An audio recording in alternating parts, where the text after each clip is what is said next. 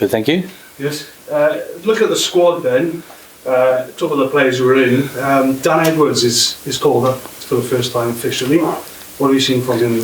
No, we've been impressed with him. We were hoping to have him in the autumn, but fortunately had a bit of a groin strain and picked up a head knock as well, so we didn't get a chance to look at him. But we've been impressed with him in terms of the way that he's played and starting to mature nicely into looking like a quality 10. Yeah, he's still a youngster, 21 years of age. Any qualms about putting him into a Six Nations environment? Well, I think it's, for us it's a one position where we've spoken about trying to develop some strength and depth in there, and I think someone like him gets an opportunity to stake a bit of a claim. And like I said, we have been impressed with the way that he's played and his calmness and the way that he's controlled games. I think his kicking game's really developed in recent times as well. So, and he's got a good running game too. So, we've been impressed with him. The other uncapped players, obviously, Ellis Mee. What have you seen from him? Yeah, he's pretty exciting in terms of he's got a presence about him. He's quick and good aerially. Even though he's been playing on the wing, he had a lot of games at fullback as well. I think last year he played 21 out of 22 games at fullback as well. So potentially he's an option for us there going forward. Probably the back three has been like a concern for us in terms of strength and depth, and we had some. We've got some more options there now, and it's good to see someone like Josh Adams back in contention too. Yeah, you mentioned Josh there, obviously Liam Williams coming back and up front having great Scarlets out as well. It's a hell of a lot of experience coming back into a squad that needs it. Yeah, absolutely. That's kind of been the positive for us. Someone like David Jenkins coming back too, him bringing back his energy and enthusiasm into the squad too, which will be a positive. And it's probably the first time for a while we had some real sort of dilemmas around some of the selections and some good healthy debate around the team. Yeah, I imagine there's probably a bit of debate around Max Llewellyn, the guy who started in the autumn quite regularly and seems to be doing all right for Gloucester. Yeah, he is. Look, he's pretty unlucky in terms of that. For us, probably.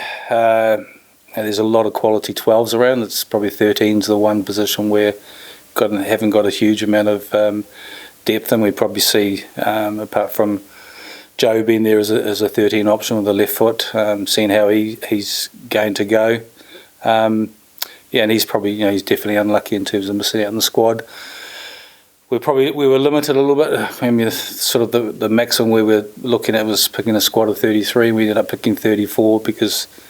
We get a chance to go to France with a really short preparation time in terms of that Friday night, and then we're down to Nice for a week on a camp, which we've done before, which has been hugely positive for us. And before we go to Rome for that second game.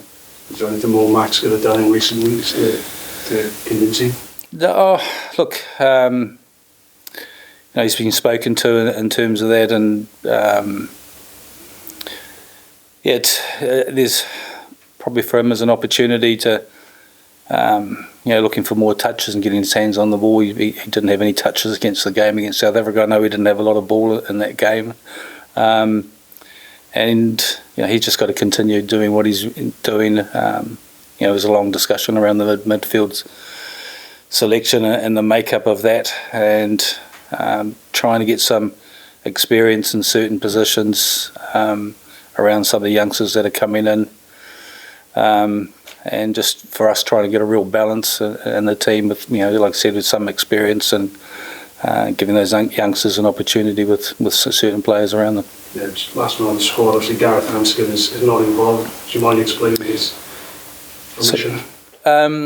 Look, that was again a big point. We've spoken about 10 as being the position for us in terms of developing some strength and depth over the next couple of years, and looking to short-term and long-term in terms of building some players that get some experience in that 10 position. We know that Gareth's got a lot of experience there. And probably one of the things that we talked about, he's 33 now. By the next World Cup he'll be 36, as you're going to be around in 3 years' time for the World Cup, and we need to really develop some options for us in that 10 position. looking at the bigger picture, then obviously the campaign as a whole, the autumn, I think there was a question during the campaign where we discussed the fact that it's not a tournament. Yep. This is a tournament, and it's all about winning, isn't it? Yeah, absolutely.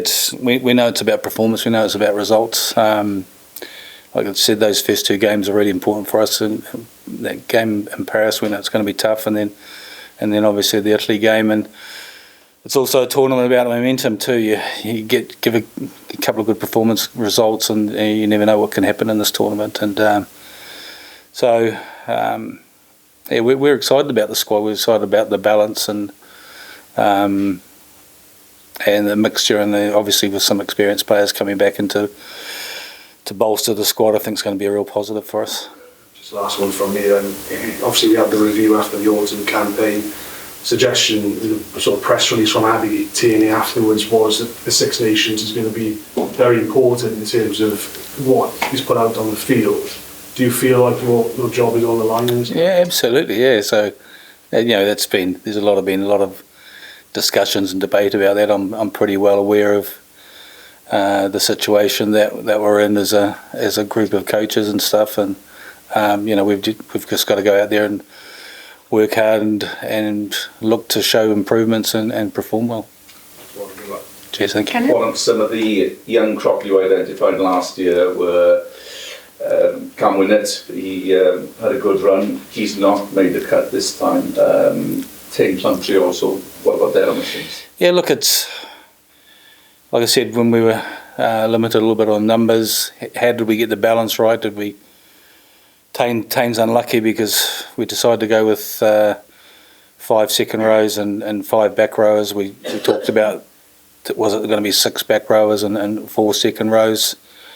We're a little bit compromised in terms of the players playing outside of Wales when on the Tuesday in Test weeks, those English players or French players not being selected have to go back to the clubs on the Tuesday. That does limit your preparation. We don't have them in the fallow weeks, so we probably need to look at bringing 1 or 2 local players in during those fallow weeks to bolster up the numbers. When you look at, particularly in that lock position, when you've got Dafford and Chris and Will and who's the other one? Freddie, not available for those down weeks. So yeah, that's going to be challenging for us.